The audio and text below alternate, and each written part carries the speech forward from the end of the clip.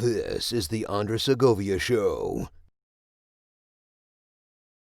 Hey everyone, it's Andres. Welcome to the program. This is another reaction video I'm doing. I didn't intend to. I didn't mean this to make this a real series of just reflecting on all these people saying that they're leaving California, but I guess the algorithm fed me this video called "Why is Everyone Leaving California?" by Electric Infected. They posted it back on August 8th, so this is before some of the announcements, like Neurotic or the Daily Wire making those announcements, but it's still something pivotal. Now, I haven't seen this video. I don't know what they go over, but I did take a peek at their video description that I actually want to read to you here. As here is the synopsis of it all. It used to be the California dream. Now it's the California nightmare.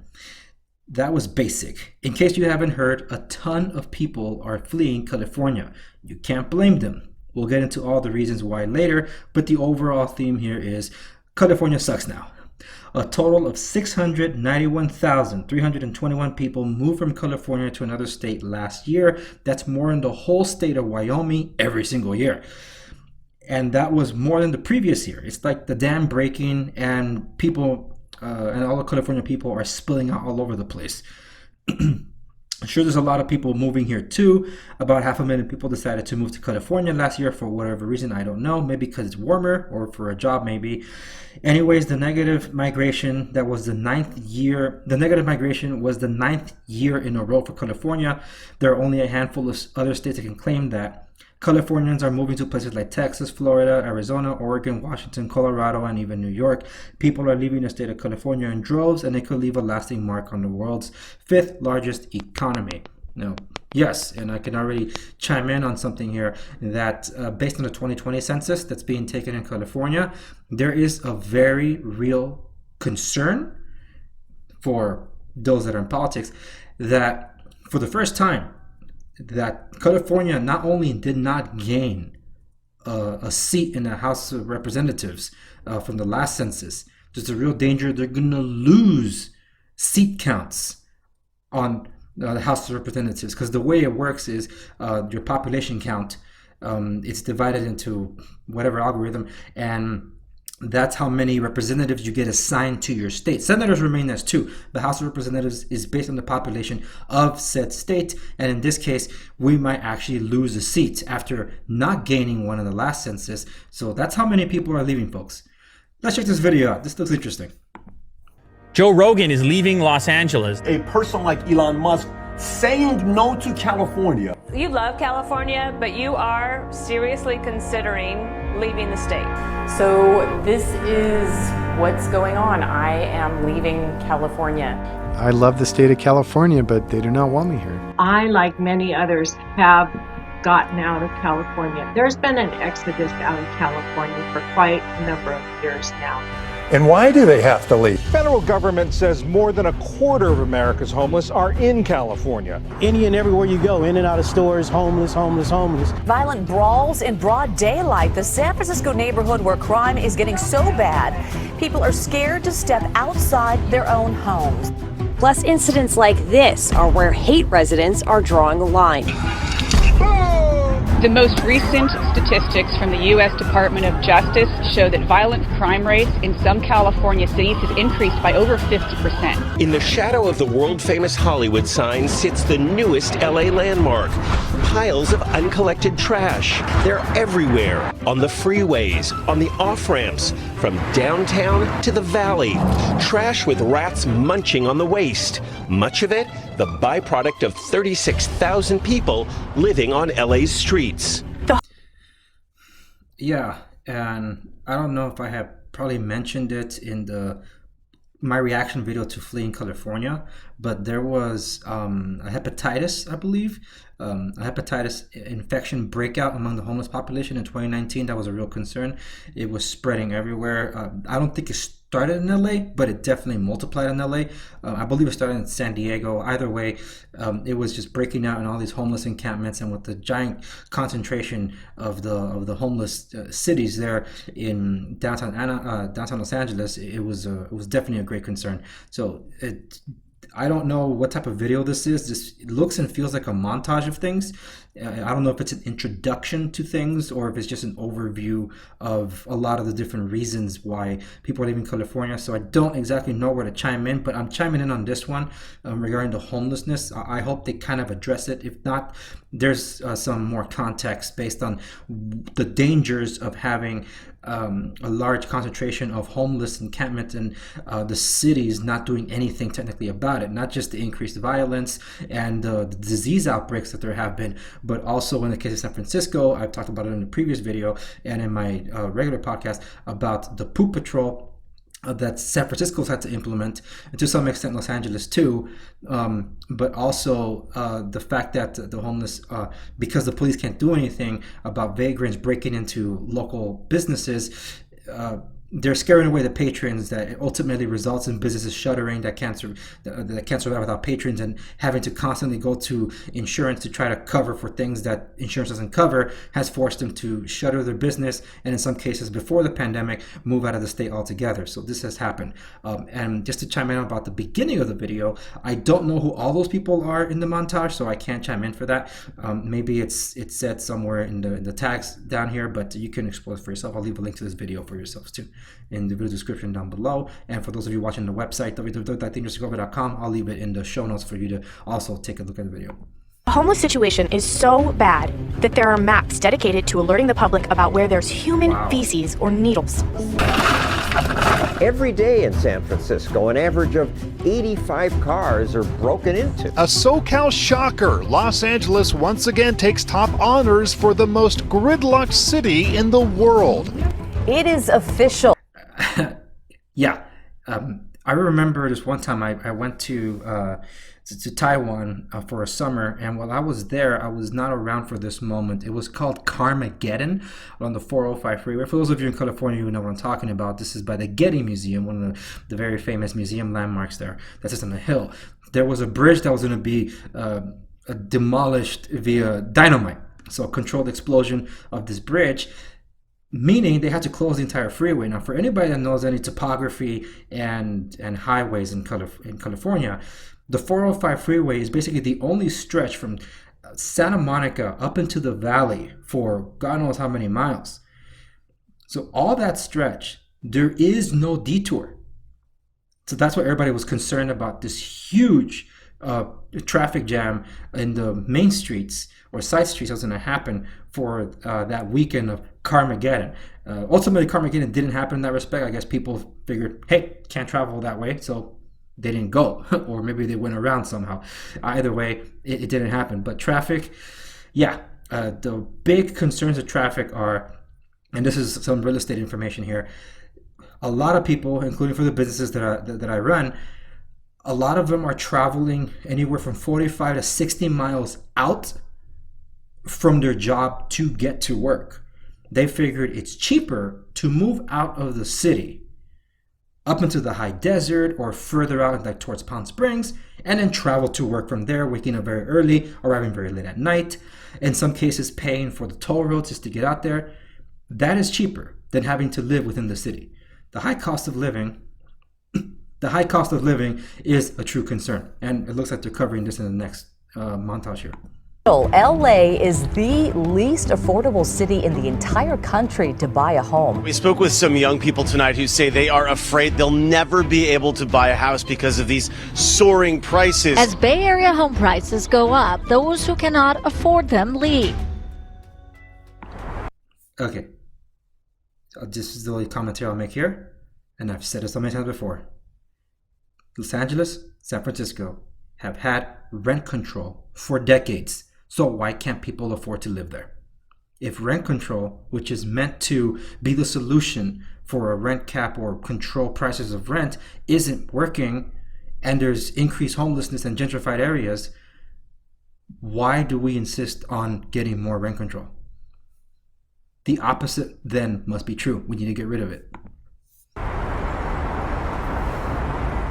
To really get an idea how crazy the San Francisco real estate market is, don't look at its ceiling, look at its floor. And here is the floor. It's almost like a tiny house, you know, the ones you see on TV.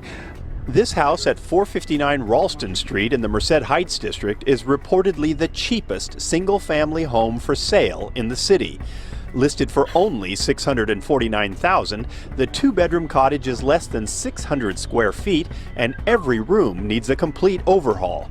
But remember, this is San Francisco. We just did an open house this weekend with 2 days, and so far we have about 100 parties walking through.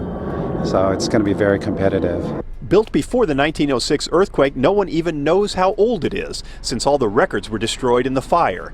It sits next to an upscale neighborhood that used to be the old Ingleside horse racing track. Some believe it may have been the residence of a local jockey or horseman. But with an unusually large lot, just right for a rebuild, local realtors say it will not sell for its asking price. It's going to go higher.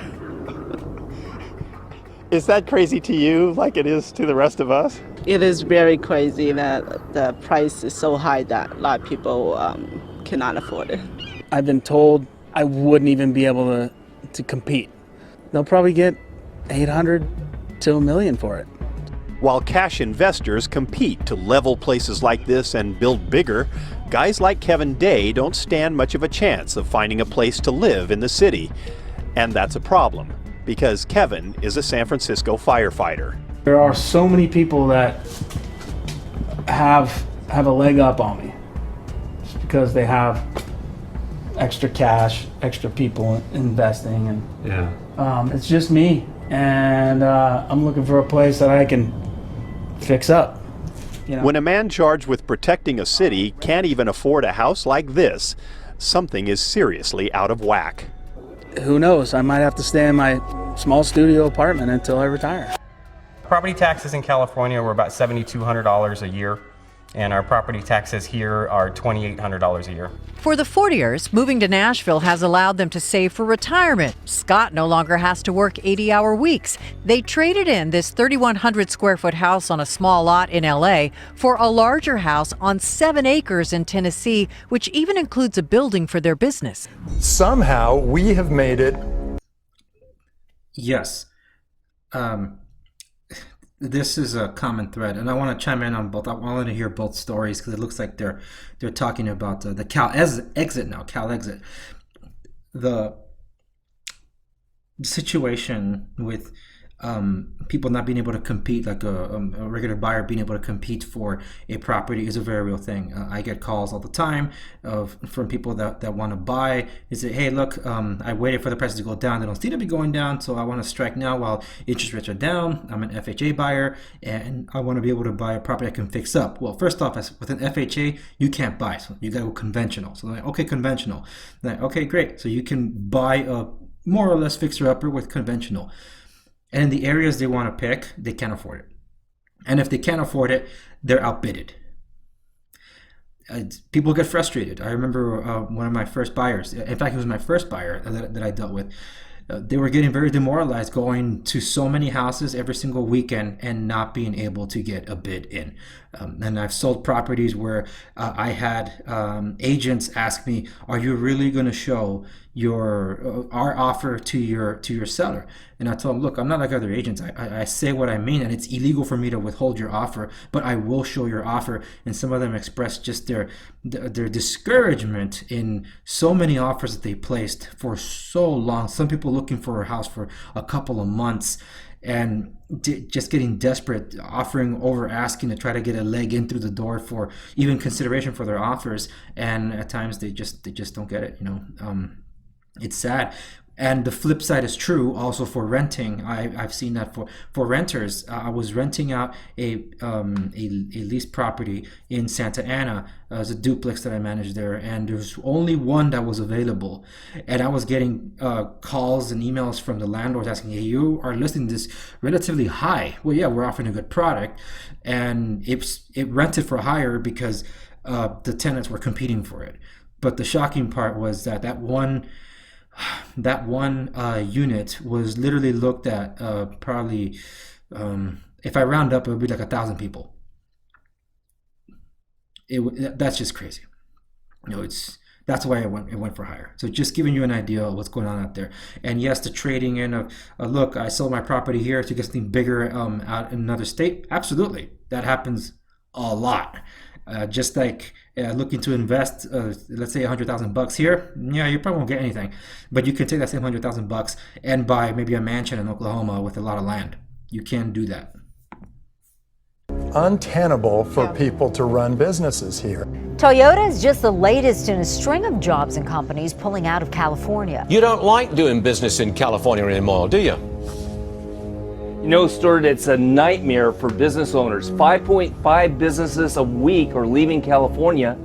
Millennials are leaving, business people are leaving. Anybody who's retired, they can't afford to live in California despite our weather. Companies leave for three primary reasons: high taxes, excessive regulations, and the threat of really ridiculous lawsuits. And business leaders here in Silicon Valley say right now there is no greater threat to their future business than the unreliability of the power grid.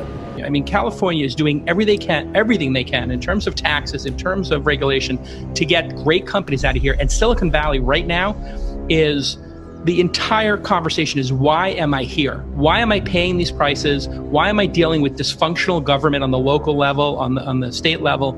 And people are looking at Texas, Nevada, and Florida, and Tokyo. I mean, people want out of this town. That's a great montage of summaries of why businesses leave too. I know this was around the time that Tesla announced that they were leaving, but if you recall, because some of these companies that sponsor basically the politicians that want all these aggressive, just anti-business laws in place, Facebook, when they were going public, if anyone has seen The Social Network, they'll realize that Eduardo Saverin was part of the masthead and one of the co-founders of Facebook. He was basically the financier for this thing in its early stages. When it was going to go public, Eduardo Saverin rescinded or recanted his United States citizenship.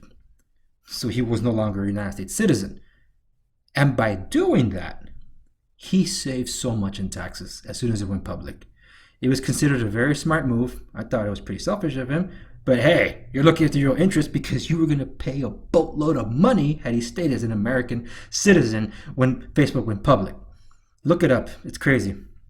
But yeah, these are a lot of sadly sob stories of businesses leaving, and that's why California just hates business people here. Oh, and it did mention the unreliable power grid. That's because California is trying to eliminate the reliance on fossil fuel type systems here. And in fact, the governor recently signed an order banning all fossil fuel vehicles by 2030, whatever it was. Just a few more years left. I think it might be 2035. But yeah, if you can't tax yourself into prosperity, you cannot legislate yourself into the future. That's what California is trying to do. In the years since the turn of the century, Los Angeles has grown from a sleepy pueblo to a vast, seething metropolitan city. Fine buildings, huge stores, busy citizens. A city which has grown faster than any other in America in the past decade, and which sees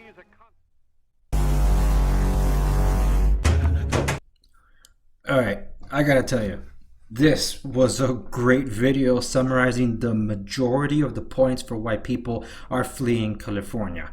That's why you've seen people like Joe Rogan leave. He's in Texas. The Daily Wire ending up in Tennessee. Nerdrotic, on a smaller scale compared to the Daily Wire, just and anyone trying to make it here in California also leaving, and a lot of people that I know that have left California as well. Yeah, I'm not entirely all down on the negative side of these things about people leaving. I do believe there's hope. Hashtag Save California, but hashtag Cal Exit is real. And the other part of the Cal Exit argument is to break California up into 3 different states, which is not going to happen, at least not anytime soon. But there's been realistic plans as to why that can be feasible. It's not a conversation I'm going to entertain here, but from what I've seen, it does make some sort of sense. But it's in the attempt to basically break the one-party power grab that has been plaguing the state and running it into the ground for why so many people are leaving. And it's just getting worse this year. But hashtag Save California. I do believe there is hope around the corner. But the people need to prove it. I like this video. This was a good one. I recommend this video, definitely. So check out the real video. You want to watch this without my interruptions. But this was a great summary of the general struggles that people go through, and I'm glad I saw it, and I'm glad I was able to share this with you all. Check out the original electric infected video. It'll be in the video description down below for those of you on YouTube, and for those of you watching on the website www.dangeroussegovia.com. It'll be right there. Now, regarding real estate, if you find yourself in California, if you find yourself as someone that's trying to look for to graduate from being a tenant to becoming a homeowner, and you probably see something like this, you'll be discouraged by it. But is there a possibility? There's always a possibility. So you're welcome to talk to me. My real estate resources can still be found at www.dangeroussegovia.com, but for just strictly real estate, you can go to segoviares.com. Should be appearing on the screen here. If not, it's definitely in the video description down below, and you can find the links also at the main website, so we can talk real estate. Do not be afraid. I've had people call me and says, I don't know if I can. It's like, hey, but it doesn't hurt to talk about it. So you'll never know until you ask. So ask and you shall receive. So I'm here for you and I'm pulling for you. Thank you so much for watching this latest video of the Andre Segovia Show. Until next time, I'll see you on the next one.